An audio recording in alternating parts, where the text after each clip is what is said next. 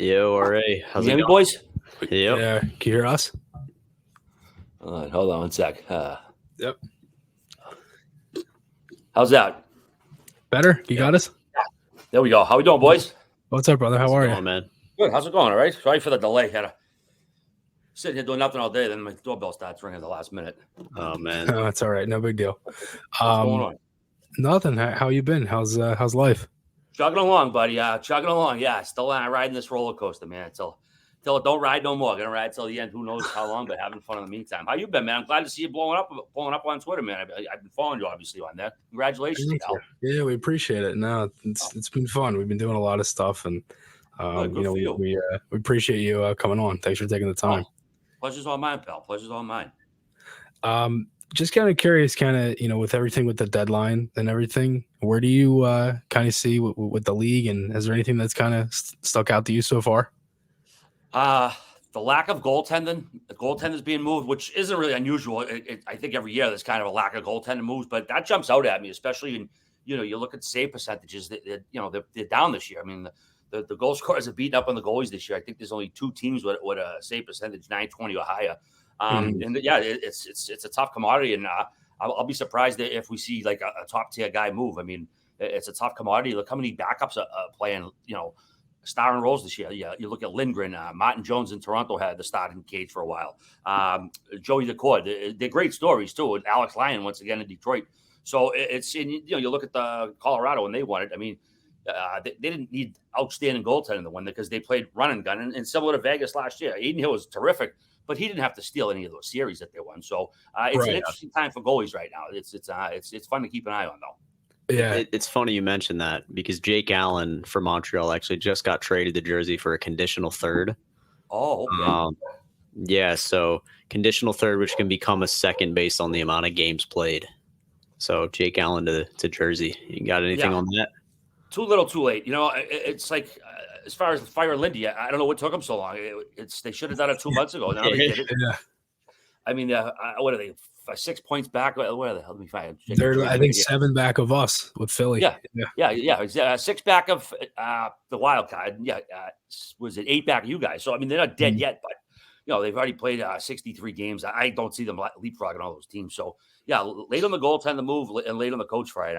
I don't know, man. If I'm a fan, I'd be pretty frustrated. I know they had some injuries and the goalies didn't do their job this year, but I don't know, tough year after you had the year you did last year. You beat the Rangers in that great series, and then you backslide a little. So I'm sure Devils fans are pretty frustrated. It's funny that you mentioned that because it seems like the Stadium Series was kind of their season. Like that game, I don't think they played a better game this season than outdoors. Unfortunately, I think they kind of shot their wad all in that game, though. It was a big win for them, but when they're fighting for their lives now. Every night's a playoff game for them. And, right. I would like to see them get in. I like watching Jack play, and obviously, the GM a little bit, but they just, like I said, the goalies and losing Dougie, they just couldn't overcome those. Yeah, no, for sure. Kind of switching gears a little bit with the Flyers. Obviously, from an outsider, perspective and stuff like that. How's kind of your view on the Flyers kind of changed? And I talked to you a couple years ago when they hired Torts. Since then, how do you kind of address where the Flyers are at? I mean, this year's dynamite year for them. I mean, they were pretty low. When I was talking to a couple years ago, they were, I don't know if it was the lowest point, but things weren't great, and they weren't great last year. And I know with Torts come in, and I mean, him and Hazy weren't seen eye to eye, and they got rid of Hazy. I mean, they did it in a gentlemanly way, but this team just responded to Torts this year. They got that good blend of veterans and a lot of young guys. I mean, the coming out party that Tippett had last year, he's been great to watch. And Florida, he was 3 different coaches, the 3 different call-ups he had. He just couldn't really get a fair shot, and he's gotten one here. He's been great to watch. And in the cage, obviously, happy to start and goal. He's might not be back, and you've had Urson and you've probably had about 3 or 4 different goalies in there since, but almost they're winning in spite of their not having a number 1 goalie right now. I mean, it certainly looks like they're going to get in the playoffs, and they're in that spot. I mean, I'm sure Bria, it's sort of a rock and a hard place. You want to prepare for the future, but this team deserves maybe to go out and get a player for them. I mean, they're certainly not a favorite. They're probably they're definitely not a top tier contender right now, but they've done this all year. So I don't have a little faith. Maybe go out and get a bottom 6 guy or whatever, a little more grit or something, and see what they can do this year. If nothing else, they'll get some playoff experience. Yeah, right. So I don't know if you have any thoughts on this one, but it's actually just coming out right now from Friedman. Philadelphia has traded Wade Allison to Nashville for Dennis Gurianov. I don't know if you, I don't know if Yeah, you make anything of that. Sounds basically organizational depth. I mean, Yep. sounds like more than anything, right? I mean, Right. yeah. I mean, these guys that probably, guys who are going to be in the starting lineup. I'm sure it's just organizational. I wouldn't Yep. really put that on the higher scale of Mhm. big moves today for sure. No. Yeah. And, It's and in those lower ones. yeah, exactly. And you guys actually went out and got Pat Maroon today. How's Yeah, that? yeah. I was happy to see that. I like Pat a lot. He's a good dude. Big He's a rig. great character guy in the locker room. Obviously he's got the experience. Won 3 cups in a row. I know Bruins fans are going to bellyache, and I know we still got another 75 minutes here before the deadline comes. But the Bruins they don't have a lot of trade capital right now. They don't have a lot of picks. They don't have a lot of high end prospects. And if you do a hockey trade, a player for a player, you're just giving away whatever guy you're giving away. You just kind of sort of creating a need for yourself. So. To get Maroon for, I think it was a 5th rounder. Yeah, I like the move. It's not earth shaking. I think it's a nice pickup for, again, veteran leadership. Plus, he can score the odd goal for you too. I like it. I'm a big Pat Maroon fan. Yeah, no, for sure. And I feel like, for them for Boston, who for last year and the unfortunate choke job that they had in the first round, I hate to say it like that for you, but hey, this is what it is, buddy. Yeah. But no, I mean, they get him. Obviously, it seems like Boston this year, they're obviously, I mean, again, they're one of the top teams in the league. Is that surprising to you at all, or did you kind of think they'd come right back and be, top team in the NHL again? No, definitely surprised. When you lose, Hall of Fame center in Bergeron and Krejci. I mean, he's Hall of Fame caliber. I don't know if he's going to get in, but he's certainly, is as good as other people in the Hall of Fame, I'd say. And Right. I thought there was going to be a significant drop off, but guys have stepped up this year. Pavel Zacharie. He's not Bergeron, but he's done a pretty serviceable job. Charlie Coyle's been great wherever they put him this year. The goaltenders what really kept them afloat, though. They played over their heads. I think the team basically because of the goalies early in the season. They sort of regressed to the mean the last month and a half here, and people are just what they want. I love this city. I know all fans. You're in Philly. You hear it too, but they just bitch and I'm like, guys, they're 3rd in the league right now. They're 2nd in the conference. And they're crying because they lost, 5 out of 7 Dude, it's games. the same thing in here with Philly because it's like if the Flyers, like example, like Walker, I'm just about to ask you about Walker. If they didn't trade Sean Walker and they ended up signing Sealer and Walker, like it would have exploded. It's incredible. And I think, obviously, and I think that's what I love the most about, being in such a high end, market. And obviously, you could say the same with being, a Bruins fan too, is how passionate the fans are and stuff too. But just, I didn't mean to cut you off, but just to kind of switch it over with Walker a little bit. Any thoughts on that trade and just obviously with the Flyers get back and Walker going to Colorado? Because it seems like they're trying to maybe bolster up a little bit for a run too. Yeah, absolutely. I think they've had four players the last couple of days. Colorado has. I think again, he's obviously going to be in the top 6. It's just a good move for them. I mean, what did they give up? Actually, let me scroll down here. I know because Colorado's made 17 freaking trades here. They gave up. Sorry, I was going to scroll here. I thought I had it in front of me. Middlestat. Oh yeah, Middlestat. Byram. Let's go that one first. I got it in front of me. That was a shocker. I thought. Byram was a number 4 overall pick. He's I know he's had concussion issues, hasn't been consistently in the lineup, but I was really surprised that happened. And nothing against Middlestat. I know Colorado's looking for a second center, but I guess I wasn't expecting that to be a 1-for-1 deal. So that was actually my favorite trade of the day. That was actually my favorite trade of the day yesterday because I love those hockey trades, the 1-for-1s. I don't know how you feel about that, but yeah, no, that was a really exciting one yesterday. Yeah, I mean, and then you look at Buffalo's defense now. Owen Power. Rasmus Dahlin and now Bo Byron. It's like, holy shit, that's 3 top tier defensemen. So, and again, Middlestat, I'm interested to see what he does there. It's obviously 2 totally different kind of players, different positions. So it's going to be interesting how that plays out. Now back to Walker. Philly, I know they weren't going to keep both guys like you just said there, Chris, but Johansson, obviously they were just doing them a favor, taking the money off the hand. They waived them. I don't know. Do you think we're going to see him in Philly this year at all, or is he going to be down?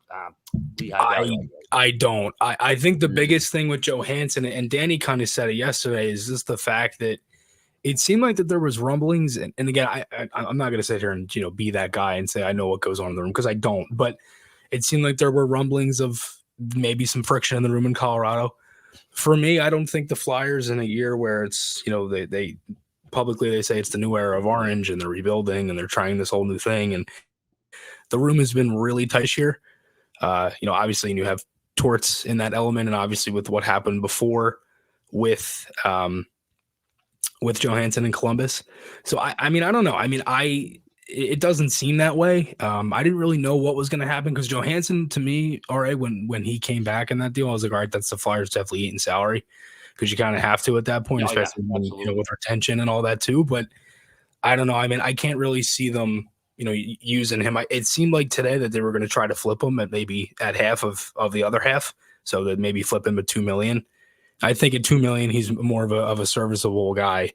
So maybe, I don't know. Well, I guess that's the thing too. It's even if a team's only paying $2 million for him, if you get another team to eat half of the other half, right. It's his track rate. I mean, if you ask people about him, everyone says he's a great guy, fun to hang out with, but he's obviously, I think, had work ethic issues along the road. And I don't know if you remember Devin Taves' quote about a month or so ago, and he didn't call him out by name, but it certainly seemed like he was alluding to him. And the fact they got rid of him, not too long afterwards, I certainly indicative of probably talking about him. So I don't know the teams are going to line up, trying to get this guy given what his track record is. Now he's not an awful player. I mean, he was a pretty good player at one time.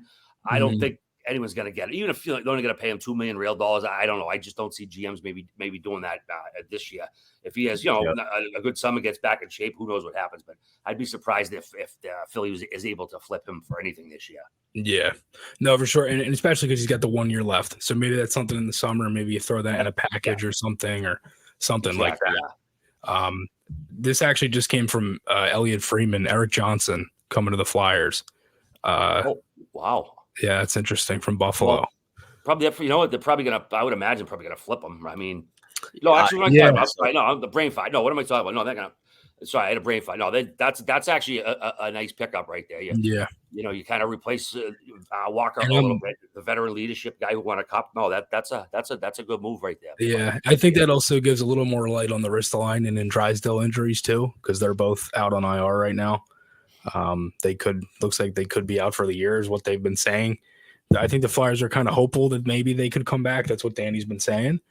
But I don't know. I mean, I guess we'll kind of see what happens there. But yeah, no, I mean, not to kind of go off task with that, anything too. All right, this one's a little different. JVR, James Van Riemsdyk, just played his 1000th game for the Bruins. Any thoughts on JVR and just his first year as a Bruin and stuff like that?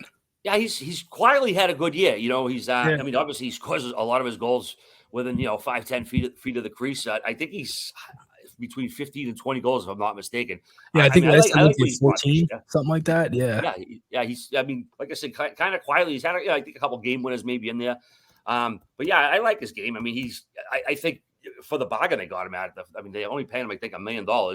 And, he made all his money. Obviously, I think being in Philadelphia for the last 7 years, I think whatever it was before Boston, I think, when you're in that environment and you're not winning, I think it's easy to just start maybe going through the motions and just, kind of lose your passion for the game when you're in a situation like that. And, I think you got some of that passion back this year. And again, as far as the Bruins, $1 million, that's a epitome of a low risk, high reward situation. And yeah, he's been a nice pickup for them this year. And, hopefully score a couple of goals for him in the playoffs. We certainly know he can do that. Yeah, no, definitely. I mean, it's funny because I think with how tight the East is right now too, and obviously Boston's up there. I mean, it's crazy because Tampa and Detroit, who are some of the best high offensive guys on those teams, Kucherov, Kane, DeBrincat, Stamkos, obviously. I mean, everybody point, and both of them are wild card teams. It's crazy how tight the East is. Does part of you maybe think that Boston ends up winning the Atlantic here with Florida being in first? No, I think Florida's pretty much steamrolled their way to the front, and Boston. I don't want to say they peaked. I think they had the great start. They squandered the lead. I don't see them getting it back, and honestly, I'm fine with that. I wouldn't mind at all if they stay right in that 2-hole and they're playing Toronto. I mean, until Toronto beats you, you're not afraid of them. You know what I mean? Beats the Bruins up. You can't fear them at all. So I would be fine with the Bruins staying right at number 2 and then they're playing Toronto. That'd be fine with me. Right. Yeah, is there a guy kind of still on the board right now that you would maybe look at for the Bruins to add? Like a guy that if you could pick anybody on the board, is there anybody you'd like to see become a Bruin? It's funny. I've kind of over the years like tell people expect the unexpected, especially the Bruins. And it always seems like every year they go out and get somebody that nobody would see them getting them. I mean, it's like the last 4 years. So I really didn't circle any names and say, oh, geez, I like to see them get this guy, get that guy. But I would like to see them get, a middle six scoring, a little more offensive punch. Yeah, right. I think they, they got 8 defensemen up now, or seven on the roster now. They're scratching another guy, so I don't think they really need defensive help. I mean, the guy's got to get hurt in the playoffs. You obviously want to have spares, but yeah, I'd like to see a little middle six action. I would have liked to see Anthony Duclair. That's a guy. He's gotten hot lately. He's seen the puck well, but he ended up going to Tampa Bay. So yeah, I mean, going back to Boston, they think every guy that's getting traded has to come to Boston. It's like, oh, why didn't we get him? It's like, dude, not everybody is going to come here, and right. So like I said, I don't expect the big names to come here. And like last year, it was almost like they got too many guys in here. And that was a point Nick Foligno made. It's like, they were cruising all year, and then they go and get, like I said, all these guys. Now, Montgomery feels like he has to get them all in there, and he was screwing with the lineup too much and the goalies. And, it was kind of an interesting point. I thought he said, you almost don't want to overdo it. It's like you want to load up, but, I guess that what we saw last year with the Bruins is that you can load up too much. Right. Mm-hmm. Yeah. No, it's interesting because I think, especially too, I mean, I think they added, was that last year they added Hathaway too? Yeah, Hathaway. Yeah. Yeah. Actually, you know what? Here's a name. I don't think he's been dealt yet. He was on the Bruins a few years ago. He's pending UFA. Riley Smith. Yeah. I think he's a perfect. He play the top line even. I mean, top 9 guy. Put him anywhere you want. Goal scorer, good passer, all that. Yeah, I wouldn't mind seeing Riley Smith come back to Boston. Yeah, no, that makes sense because he I think he's a pretty good defensive player too. And one thing I remember, I think it was yesterday, I was listening to Jeff Merrick's show, and Friedman was talking about there's been talk of him going to LA, so that's interesting too. I don't know if you have any thoughts on this, but this is the last one for me. With the Kings and kind of where they've been, and Pierre-Luc Dubois, who's kind of been a mess this year, do you think that they maybe move him, maybe not today, but maybe in the summer? It's interesting. Yeah, I had mentioned this on Chiclets not too long ago because he's in that first year of that deal, right? But he has no trade protection. So in the buyout schedule, it would be the least painful for LA were they to do it. I don't think they're going to. I mean, they did sign him for that long of a deal. I mean, have they gotten a little buyer's remorse this year? Probably. I mean, he's been PLD his whole career. This is kind of what he does. He'll look fantastic one night and dominate, and then he takes a couple games off and he frustrates his teammates. He frustrates his coaches. I don't know if he's ever going to find that consistent level. I did actually see a tweet earlier. I forget which reporter it was. It was one of the reputable ones up Canada, and they actually said like the Bruins, they were talking to the Bruins about getting him. And it's like, I mean, like I said, the guy's skilled, but he's just too inconsistent for me for, $8.5 million for, let's see, another 7 years after this one. And he's got a no move clause starting next season for 4 seasons. So, I don't know. From what I've seen out of him, I don't think I want my team getting him. I mean, he's 25 years old. He probably, should have figured out the consistency now. I think he's got 8 years in the league. 1, 2, 3, 4. Yeah, he's eighth year in the league, man. So, it would be hilarious if they dealt him because they just signed him friggin' in June, and then they're going to dump before his no move kicks in. But I'd be surprised if they did, but it'd certainly be entertaining and give us something to talk about. Yeah. Yeah, I mean, that's what's going to happen, though, if you underperform. I mean, the guy was traded for, a package, Velarde, Iafallo, Kupari, and a first, I think. And he's got less than 30 points in 60, almost 70 games. So, that's kind of it's. I mean, he's moved around a lot over the last few years, and I don't know. It seems like there's a little bit of a that trade's done for Winnipeg, man. It's been a shot in the arm for them. All those guys that contributed to, and like I said, LA might have a little bit of buyer's remorse, but who knows? It is still a match. I don't know if he's one of these guys who kind of dodge it during the season and then playoff come and he turns it on, but that's one way you can make up for a shitty regular season. Yeah, for sure. Definitely. Last one from me here to kind of just send you on your way. Mm-hmm. What's if there's any team that you think to this point at least, is there one team you think that has kind of won the deadline to this point? Probably Colorado, maybe. I mean, Okay. they got Walker's a good defenseman. I know, and they got Trennan and Duhaime. They're obviously depth guys, and Yeah. Middlestat. I mean, they've been looking for that, like I said, that second center for a long time. I think they probably made the boldest moves right now. But Florida getting, Carolina getting Gensel, that's huge. And then they just got what's his name? That's tough. Right? Yeah, that's tough. That's so. They got Kuznetsov. Actually, I'm sorry. I got my Russian former Capitals. I got him. Yeah. Because this is coming in right now. Not sorry to cut you off. Boston has acquired Andrew Peak from Columbus. Okay. So, I mean, it's a defensive move there. Yeah, it's like I said, a little bit of a depth. I threw that word, a depth move. But like I said, I never expect the Bruins to do too much of a huge home run, especially this year. But back to Carolina, man. Yeah, you know what? I would maybe put them ahead of Colorado now that I forgot about Kuznetsov and Gensel. I mean, Gensel obviously was the cream of the crop of the forwards, and Kuznetsov, I know he just got out of player assistance, and I don't know, hopefully he's doing well, and he's in a good headspace for Carolina, because the knock on them the last several years is they weren't making these kind of moves when they needed to sort of put them over the top. Well, they've done it this year, so I don't look up for Carolina, I guess. Yeah, and then last year too, they struggled to score against Florida. So I mean, if you had Gensel, you had Kuznetsov. I mean, especially for Kuznetsov at half of, I think it's half. Is Kuznetsov half of half, or is it just half? No, he's just half. He's just half. Yeah, so it's like maybe 3.8 or around 4, something like that. So it's not too bad if you can get him going a little bit. He's actually already at practice for the Hurricanes today. Yeah, he was already there. So Jacob Zaboral is heading to Columbus for Peak.